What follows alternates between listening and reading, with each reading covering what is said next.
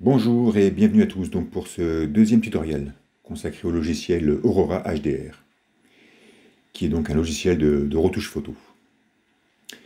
Donc cette fois-ci, on va s'intéresser donc à une photo nocturne. Donc on va donc ouvrir l'image, donc bien sûr au format RAW. Voilà. Donc on constate que c'est une image très très sombre, hein, donc photo nocturne, prise avec un Panasonic FZ1000. Et donc on va voir ce qu'on peut faire avec Aurora, donc créer HDR. Donc je précise que cette vidéo fait donc partie d'une collection de 3 vidéos qui vont donc parler de ce programme. La première était dédiée donc à une photo couleur, celle-ci à une photo de nuit, et donc il y en aura une troisième sur un traitement noir et blanc. Voilà, donc je vous conseille d'aller voir notamment la première vidéo où je parle un peu de l'interface de ce programme. Donc voilà notre photo après un premier traitement, on va dire. Hein, donc photo d'origine et photo avec un petit traitement. Donc tout d'abord là on constate, hein, vu que c'est une photo au format RAW, donc on voit, hein, notamment vu qu'elle a été prise au grand angulaire, donc on voit les bords de l'objectif, hein, et qu'elle est légèrement bombée. Et donc grâce à Aurora, donc on a une petite fonction donc correction de l'objectif. Donc on clique dessus, et donc là donc on va modifier la distorsion. Donc en valeur négative, voilà, distorsion. Et donc là ça nous permet un peu de remettre l'image correctement. Donc là je me base un peu au quadrillage. Hein. Voilà. On constate que si je suis à 100%, je reste encore un peu incliné vers l'extérieur. Donc on va se mettre correctement. Et donc une fois qu'on a qu'on a effectué donc cette correction d'objectif, on va terminer. Et donc là je vais travailler sur les couleurs. Donc au niveau de la température, donc je vais légèrement refroidir. Je ne vais pas forcément toucher les teintes. Hein. On pourrait mettre un petit peu de magenta, mais très très léger. Donc l'exposition, on va légèrement augmenter, parce que c'est quand même une image assez sombre. Voilà, augmenter aussi un peu les contrastes. Grâce au Smart Tone, je vais réussir donc à rehausser tous les tons sombres du premier plan. Voilà, ce qui va me permettre de récupérer quand même pas mal de détails. Et après donc c'est pareil, donc haute couleur, je baisse. Et les blancs, je monte. Voilà, ce qui me permet donc de contraster les tons clairs. Et les ombres, j'augmente légèrement, puisque déjà avec Smart Tone, j'ai quand même pas mal rehaussé les tons sombres. Et donc les noirs, je baisse. Voilà. Ensuite, correction donc de la saturation. Donc là, on va y aller. Hein. Je trouve que ça fait assez sympa, une photo de nuit avec une jolie saturation. Voilà. Ensuite, amélioration HDR. Donc pareil, hein. Quand on bouge donc le slide, en direct, on a, on va dire, une vue de cette correction, donc ce qui est quand même assez sympa. Voilà, donc au niveau des structures intelligentes, on constate que ça bruite pas mal. Hein. Vous voyez là, si je suis quasiment à 100, on constate une présence de bruit très très élevée ici. Donc je ne vais pas forcément y aller. Voilà, je vais y aller mollo.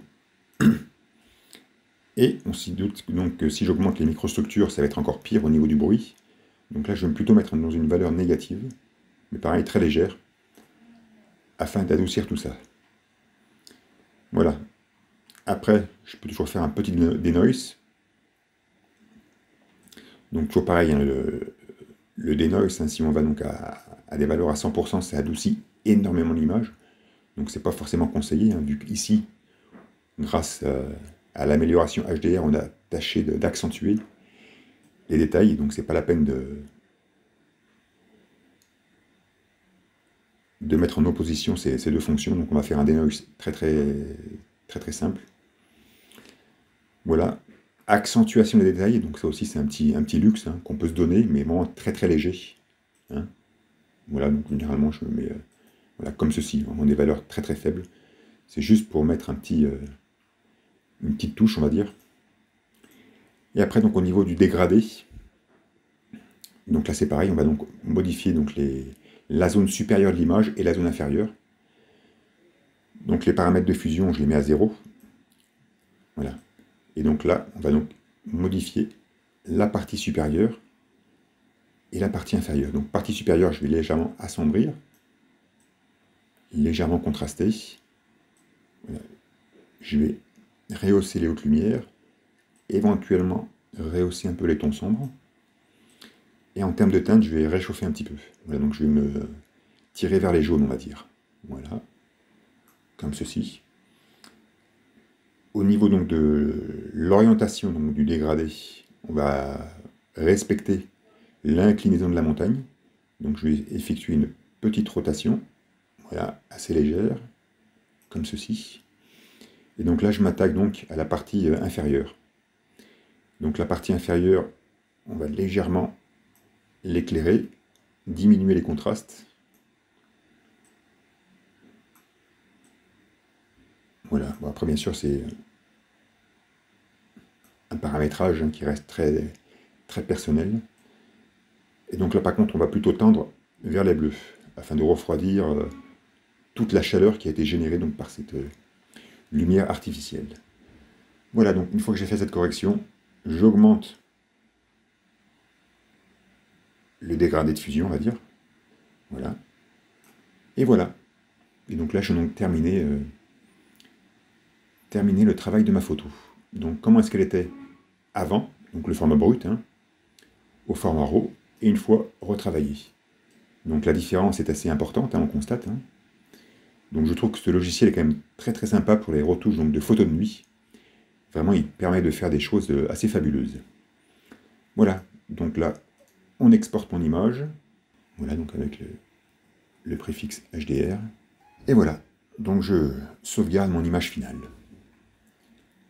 Hein, donc on constate hein, avec cet exemple hein, que même si on a comme des photos très très sous-exposées, et ben grâce à Aurora, on peut quand même récupérer beaucoup de détails. Hein.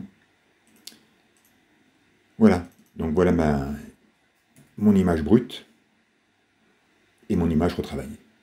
Voilà, donc c'est quand même une image très très sympa. Hein. Voilà, voilà. Donc merci infiniment d'avoir suivi. Je vous donne donc rendez-vous donc pour la 3e vidéo qui sera donc orientée cette fois-ci sur un traitement noir et blanc. Voilà. Merci encore et je vous dis à la prochaine. Ciao, ciao.